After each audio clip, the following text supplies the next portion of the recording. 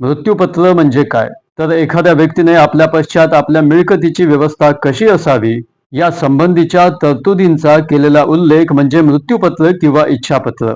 भारतीय वारसा कायद्यातील तरतुदीनुसार इच्छापत्र किंवा मृत्यूपत्र म्हणजे एखाद्या व्यक्तीच्या हेतूचे निवेदन. म्हणजे दुसऱ्या शब्दात सांगायचे झाल्यास मृत्यूपत्र म्हणजे असा दस्त ज्यामध्ये मृत्यू करणाऱ्याचा हेतू प्रतिबिंबित झालेला असतो. अर्थातच सदर मृत्यूपत्राचा अंमल हा त्या व्यक्तीच्या मृत्यूनंतरच होत असतो. या मृत्यूपत्रासाठी कोणत्याही विशिष्ट प्रकारचा फॉर्मॅट कायद्यामध्ये दिलेला नाही.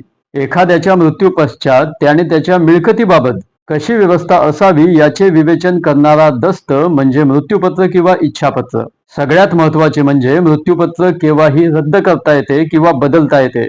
म्हणजे आपल्या अखेरच्या क्षणापर्यंत मृत्यूपत्र करणारा व्यक्ती त्याचे ते मृत्यूपत्र रद्द करू शकतो किंवा बदलू शकतो. आणि हे मृत्यूपत्राचे अत्यंत महत्त्वाचे वैशिष्ट्य आहे. इंडियन सक्सेशन ऍक्टच्या सेक्शन 2H प्रमाणे मृत्यूपत्र म्हणजे मृत्यूपत्र करणाऱ्या व्यक्तीच्या हेतूचे कायदेशीर निवेदन जे त्याच्या मृत्यू पश्चात अंमल करते. आणि या कायदेशीर मृत्यूपत्राकरिता 3 गोष्टी अत्यंत महत्त्वाच्या आहेत.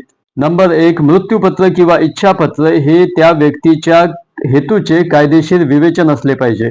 नंबर 2, ते निवेदन मृत्यूपत्र करणाऱ्या व्यक्तीच्या संपत्तीशी मिळकतीशी निगडीत असणे आवश्यक आहे. त्या मृत्यूपत्रामध्ये ज्या बाबींचा उल्लेख केला जातो त्याचा अंमल हे त्या व्यक्तीच्या मृत्यूनंतरच होत असतो. या 3 गोष्टींची पूर्तता करणारा दस्त हा कायदेशीर मृत्यूपत्र किंवा इच्छापत्र असल्याचे समजण्यात येते.